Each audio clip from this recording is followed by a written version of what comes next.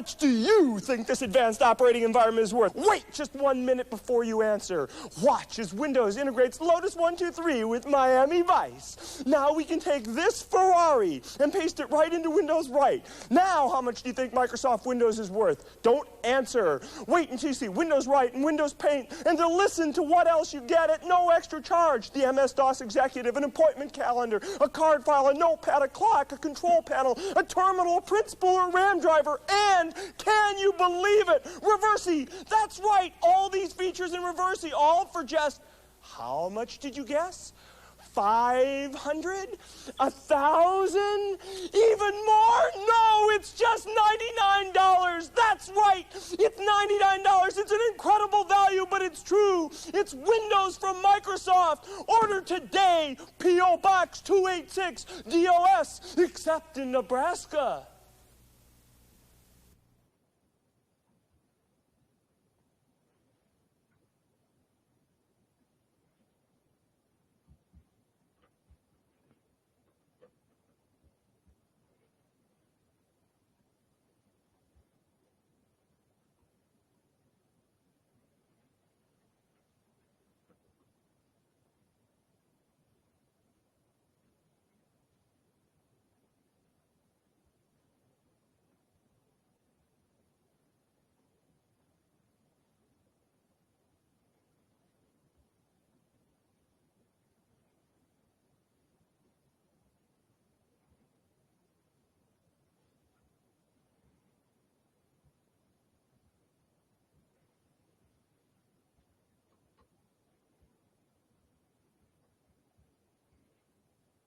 One, two. Hi, everybody. So let's start advertising more Windows here.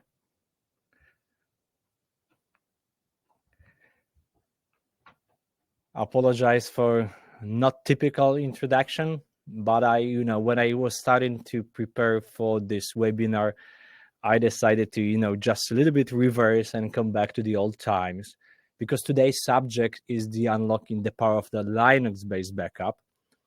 We need to remember that before the Linux, or still, we have a Windows, and it's quite funny because still we have lots of information which operating system is the most best and which is the most secure. And as you see the title of the webinar, I guess my answer and my feeling. And this webinar will be all about not only the Linux, but why we chose the Linux as a base, and the foundation to fight against the bad fellows, the bad guys. So please fasten your seatbelts, and I'm looking forward to have a great discussion with you today. If you will have any questions, do not hesitate to ask me during using the chat. Rick sent the funny part, so I'm glad to see. So what do we have today? If you don't know me, my name is Paweł Mączka. I'm CTO at VP at Storware. And from one side, I connect in the technology, and I'm one of the founders and main architect here. So responsible to take the proper action and the vision into the execution when we're talking about the data protection from the Storware backup and recovery. And what we noticed lately is that, everybody is starting to talk about the security. So we've been thinking of, okay, how we can address this subject, because if it's more and more important for you as a partners, distributors, or end users, so how we can cope with it and how you can find what we've done in the last years regarding the data security, because the backups are going into the much more security way.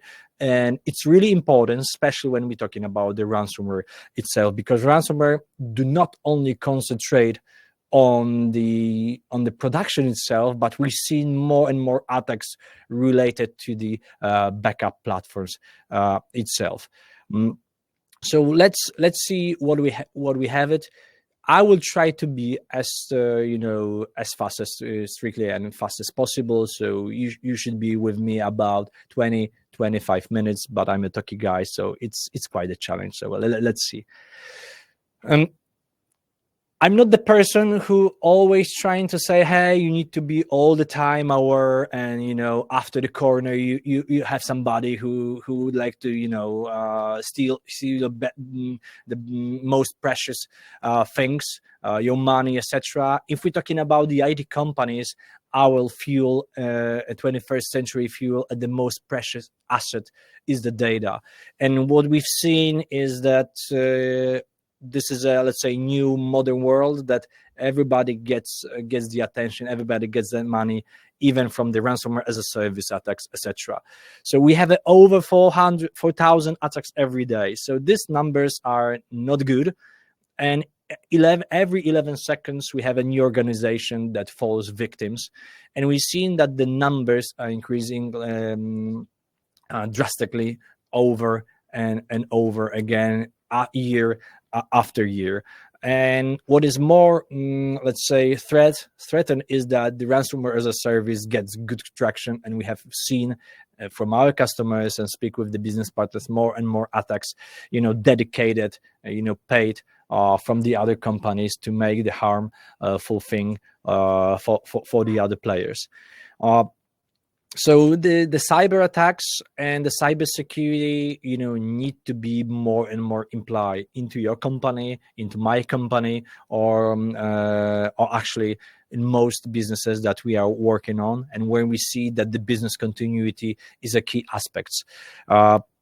And another data that we gather from the internet is that 51% suffered a data breach. This is a massive numbers that we need to be aware. So today it's not a matter, how you will be, let's say, hacked, but when actually. So this is only the matter of time.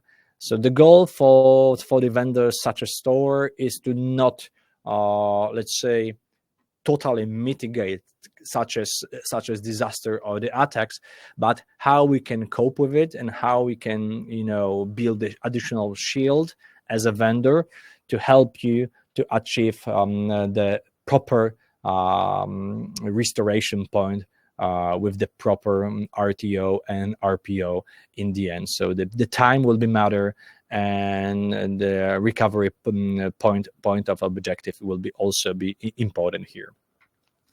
And another few slides with some numbers, so you can see that I don't know why, but most of the cases that we've seen in APAC market, but it's also a huge amount is in the EMEA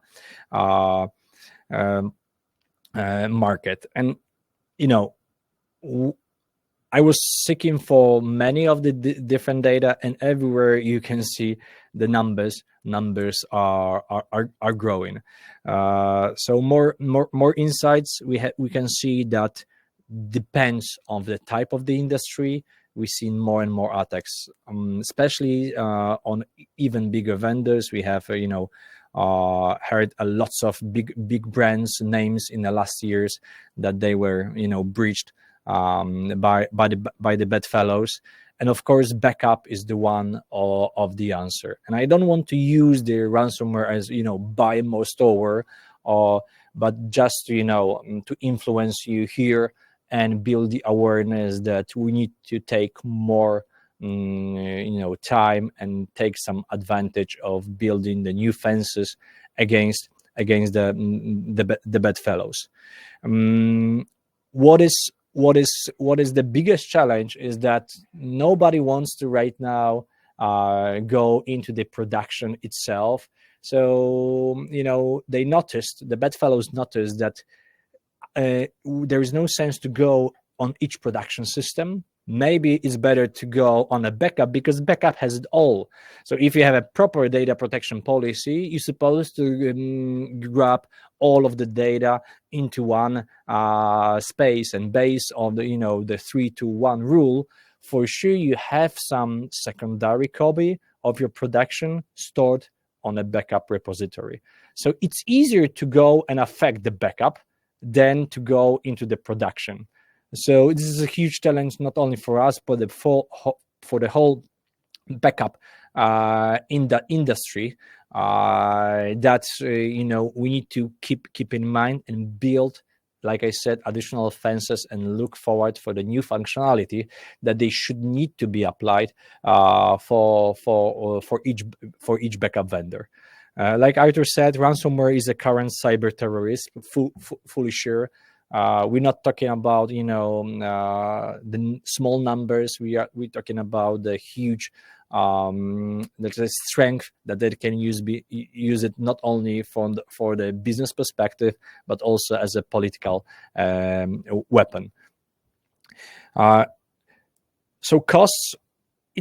This is our numbers. You need to, in the end, take your assumption, discuss with the board of members, or analyze what is the actually data breach, or what is the cost of actually disrupt the business continuity. Is it $1 million per year or the $1 million per second? It depends of the size of your company.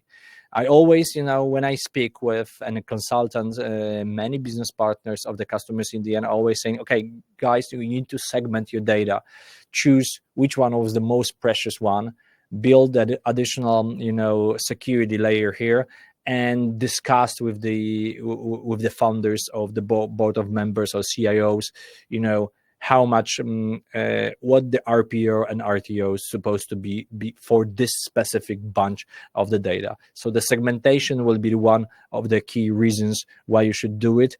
What we've seen, because of the lack of the knowledge and the lack of the time, we put every data, structured and unstructured data, into the one bucket as a daily backup, night backup, and then we have a tons of the different data that is in 80%, for example, can be not useful in case of disaster recovery capabilities. And if we're talking about disaster recovery, we need to prioritize which data, which systems, if it, containers, virtual machines, physical machines, monoliths, databases, should go into the first place. Like one of the goods episodes in the movie saying trust no one, and we are living at a times that we need to also build the zero trust policy, and even for the backup systems, that we cannot give all of the responsibility to the single person. I'm not saying that you are this person that we're supposed to not trust at this stage, but going into the zero trust and have always, the credential for the, or the second hands of the eyes, that they will make some decisions like delete backup, changes something in the configuration in your infrastructure. It's good not only for you but it will gives you the additional, the wingman, that they can make some crucial decisions. So trust no one, not only in X-Files and Archivon X, like in Polish, but think about it as a long-term investment, not only on a backup side, but also for the whole philosophy on your infrastructure here. When we say trust no one, but in the end you need to trust some vendor. So Storware can be one of the trusted advisor here, as one of the key players on a backup and recovery market that can help you to achieve the data protection and the data security aspects. And if you have Storware before this webinar, for sure you are familiar with the architecture part. We many times saying the freedom of choice when you have a numbers on the left side, the protected sources that we can cope with. And I always will, tell and repeat that we are right now the only vendor who has so much invested in the multi-hypervisor world. So we're not only talking about the VMware and a Hyper-V, but we're talking about the more than 50 different KVM-based and Xen-based hypervisors engines that we are supporting today. It's a significant value for those who are, for example, considering leaving the VMware after the Broadcom acquisition. There is a lots of rumors, not humors, but rumors about leaving some customers, enterprise customers, into the different hypervisors. We are one of the answers. What if you would like to choose the different vendor, like Scale Computing, Nutanix, KVM Legacy, OpenStack? Using Storware, you don't need to replace only the virtualization engine. You don't need to replace the backup engine itself, because we covered most of the key distributions worldwide. But Storware is not only about the virtualization and VM protection. It's also about the containers, public clouds, Microsoft 365, so the SaaS services, storage providers application, and the physical machines. And on the right, you have a different targets where you can store the data. And it's also important because from the object storage, it's not yet, but in March, you will see also the support for the S3 object lock, which is significant value for the secondary data that we would like to keep and fully guarantee the immutability for the object storage. About the immutability, we'll talk about it later. So if you saw the NIST, you should be familiar with the steps, and this is some standards worldwide that most, not only the backup vendors are trying to cope with and invest in this area. We call it the ransomware protection cycle. So first, you always need to identify the problem, trying to prevent detection, respond, and recover. So you have a different steps, and of course, backup or data protection platforms is a part of the whole cycle. Depends on the vendor that you are speaking with. They will invest in a different areas. In most cases, we would what we can and what we already done as a Storware is to invest in the security cycle in a different aspects, and we provided the 5 key features at this stage, which significantly enhance and increase the security level of our platforms for all of our end users. Immutable backup is the first one. The ISO layer, so dedicated isolation layer that help us to achieve this immutability, air gap data protection. The Linux layer that I just started the conversation, but I will go later deep dive. The tapes as one of the oldest way how to store the data, but one of the best way how to keep and have a real offsite data and a real air gap here, and multi-factor authentication. So all of these 5 things is our starting point and our long-term investment into the data security aspects. In the next release, in each release or in the next years, you will see in which direction we go in when we will connect into this ransomware protection cycle. At this stage, we are would like to ensure that your data is fully recoverable, so you can easily restore the data without any interruption. But of course, in the next releases, you will see more investment into the detection of the threat or the integration with the security platforms. So let's start with the immutable backup. We introduced these capabilities. I don't want to, let's say, mess around here, but I guess it was 2022. And we have 2 ways. From one side, we can integrate with Dell EMC data domain, and we are natively integrated with the retention lock. If you do not use the data domain, or right now the Power Protect, you can use the native NFS-based file system, which just can be attached to this Storware as a backup destination. And based on it, or if you have an NFS 4.2+, you have a dedicated flag we call immutable backup. So you can we actually change the flag we use in the charter to change the access or forbidden the access to rewrite the data for the time of the days that we are specified in a settings. So it means that if you go in as externally, or trying to go as an external user, you cannot override the data if this flag will not change on the XFS here. The next thing, the ISO layer, which is really, really, really important. This is our philosophy. You can see that when we creating the backup destination as a file system, you have a file system synthetic, the old typical file system, which is not already recommended from the store, where we are giving you the option for the synthetic and use best interest capabilities.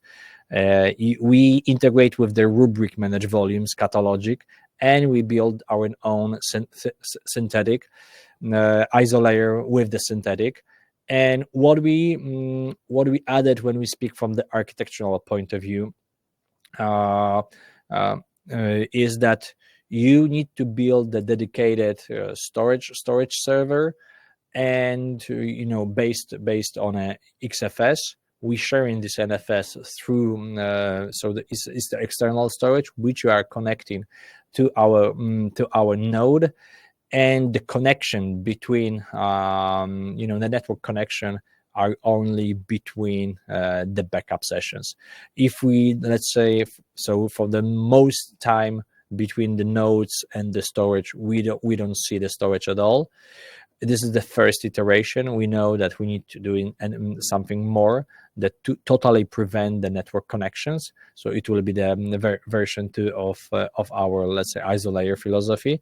But at this stage, the good news is that you can put the immutability plus ISO layer. So we are trying to mitigate the access to the storage itself plus immutability. Add-ins asking what happens if the storage server root password is known. You know the answer, Edin. I think all of us knows the answer. Do not give the root. If you have a root, you can change the flag. If you can change the flag, you can rewrite. So if we using the Storware as a backup appliance or physical one, or the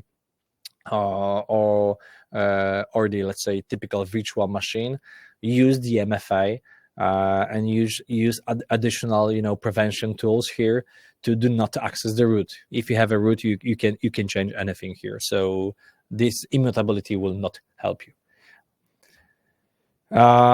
Linux. This is I started this conversation. It's not that my first certification when I was studying on Polish-Japanese Institute for Information Technology was a Windows. My first job was a Windows admin. So I don't want to say that Windows is bad, but when I moved into the FreeBSD AIX systems, then Linux, I realized one thing. And I don't want to put right now and build the comparison, but see how many attacks are built for Windows-based platform, how many dedicated for the Linux. See the percentage, how many numbers of the usage is the Windows, how many of the Linux. Of course, Linux is more when you compare all of the mobile devices, but I'm talking about the data center and the end users. So the funny part is that if anybody asks me the question, Pavel, should I go into the on a backup Linux Windows, I'm saying, okay, go Linux, because you have a less probability of the key attacks. And in the end, I still believe that if you go in and understanding the Linux system, you can build much more easier, and we have more capabilities to build better fences than on the Windows. But this is my opinion. This is one of the reasons why we do not have the option to install Storware on the Windows. We made the decision we want to just keep on the Linux distribution. And of course, there is some, I put some, and when I discussed with my team, I said, okay, just give me the 5 or 6 points when I will speak with the audience here on a webinar, why we should choose the Linux against the Windows. Pricing, it's obvious. We have plenty of the free distributions that we can use it. The second point already told you, the fewer hacker attacks than on Windows. Greater control over stability, security, less hardware required, never access protocol, such as NFS, configuration based on text files and not built into the OS. You don't need to, I'm not waiting that you will give me the applause and says, okay, it's reasonable. I just giving you, my team thoughts, what we think, and we believe that, if more and more attacks are going into the into the backup distributions, we believe that the Linux-based backups are more secure by design, and it's much more harder to attack. But like I said, in the end, you will make your own statement.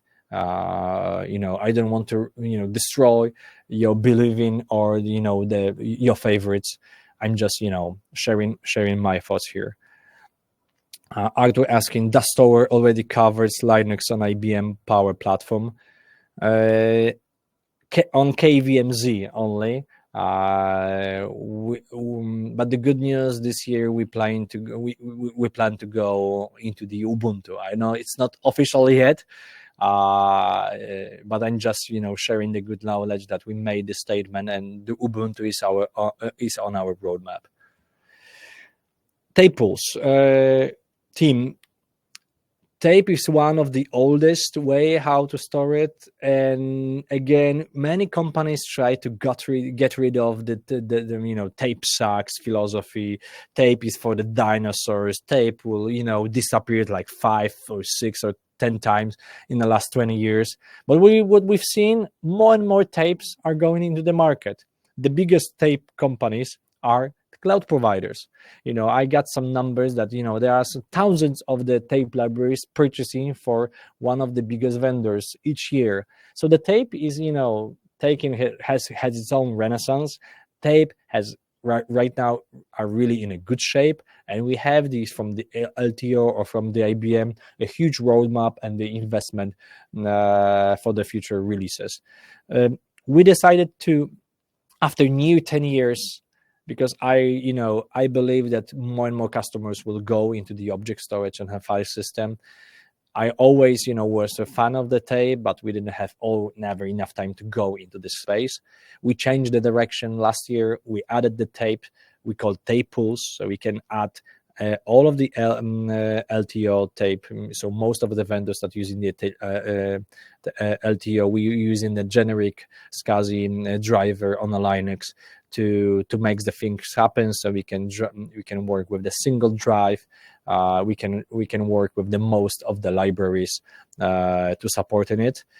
And like I said, when you have a 3-to-1 rule, and if we're looking for the real air gap offline copies, the tape is the best choice. But of course, you need to be aware that the tapes is also this additional time for the maintenance.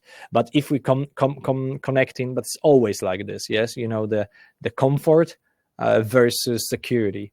If you have something, easier access and less maintenance, it will also easier access for the bad guys or bad fellows. So I believe that the tape, if we would like to be the real air gap capabilities, tape should be one of your top choices if we're talking about the secondary data. Two-factor authentication, from one side it's obvious, but so I recommend you to put 2FA on a Linux itself, from the credential perspective, but also we invested an integrate option to have a 2FA with the Keycloak. Keycloak is the open standard. using for the many vendors that we can easily integrate even with the SaaS application or the public clouds such as Google or Microsoft 365. But using the Keycloak, we can build our own standard to authenticate to the Storware Backup and Recovery console. And if we're talking about the Storware Backup and Recovery console, you need to be aware that we also build our own role-based account access capabilities. So we can create the roles, we can create different groups, and we can integrate with the LDAP. So here you can build the space that each individual user. And it's still, again, this philosophy, trust no one. We can build a different type of the credential for the different set of users based on a single entity or the group of the, let's say, UI visibility or the groups of entities that we can apply to the specific user. This airbag is, more likely when you're using the multi-tenancy, for example, in the OpenStack or Virtuoso implementation. So here you have an example how it looks like from the instance level permission. So you can go to the specific single entity and make it happen. From the live demo, I told you 25 minutes, and I all the time mess around, and I cannot go in this specific time, but I will try to do my best to go and see where the configuration actually happens. So just stay with me for a few more minutes. I need to find in the Chrome my platform. So you're supposed to see the live demo with the Storware console. Few things. First of all, when you have a backup destination, I just want to remind that we added the tape pools. So tape pools are visible here, and this is the place when you can add the multiple managers and building the offsite, so manage the location from the DR perspective of the offsite copies. So typical library is visible, with the specific paths, with the specific drive, and you can see the tape. Some of them are used, and it can easily be, just go. You can eject or change them, assign the different location if it's possible. Like I said, in the object storage, we will have the S3 lock available from the March 2024. So just keep in mind that it will be available. But for the typical backup file system, remember from our presentation that we can build this ISO layer based on a specific node, and here you can build the configuration about the immutability. We moved lately, it's important, the immutability option. It was before in a backup destination settings. Right now we move this capability into the specific specific rule, like we have here. Just let me I just want to have a bigger so immutable is in a specific rule. So it means that each policy can have a multiple rules. So let's have an example that you have virtual machines that you would like to protect every day. So you can create a rule that which is applied and make a decision where to store the data, for how long, which access to the immutability, and how often. And you can build on top of the single policy multiple rules, and each rule can have a different configuration, different backups. Like weekly, I would like to send the data into the Impossible Cloud. This is the latest cloud provider that we started to speak with. You can choose the tape, you can choose the Wasabi, whatever we are supporting right now, with the different immutability in the end. Keep in mind that right now the immutable backup is reserved for the XFS, but will be available for the S3 compatible cloud providers from the March this year. From the reporting perspective, always remember about the audit log and option to send this information as a JSON in a JSON format to, for example, SCM system or their XDRs and other platforms that can help you to aggregate the logs and find any pitfalls or the problems regarding the option the system. For example, if you have too many actions, like I'm deleting the backups today, but for the whole infrastructure, if we see this kind of the accident or incident, maybe it's not typical. So we double check, just call if everything goes in the right direction. Why are you deleting most of your backups? And remember about this access management and the options we have. We have started to build some predefined roles, but each role can go into the system level or the specific entity level, where we can choose the specify entity, or it can be container or single PV on a containers, like on the OpenShift. It can be virtual machine, it can be the physical machine, it can be the Microsoft 365 user. Okay, so we are done here. So if you have any questions, feel free to ask. I just wanted to share with you what we have already built on top of the Linux-based backup into the Storware Backup and Recovery platform. So looking forward for your opinion. If you haven't tested Storware, but you're considering dare to test it, just go to the Storware EU and find our freemium version or the version trial with the full support, the preset support and the engineering support for the 60 days. So thank you for your time. Like I said, if you will have any questions right now, just put the comment. If you are right now watching the post-processing webinar on a YouTube, you have also place to put the comment. I will try to respond in the ASAP mode. So thank you for your time, and looking forward to see you on one of the next Storware webinars. We planning plenty of them in 2024. Like I said, my name is Paweł Mączka. I'm one of the founders and CTO of the Storware. So have a great day. Stay in touch. Cheers.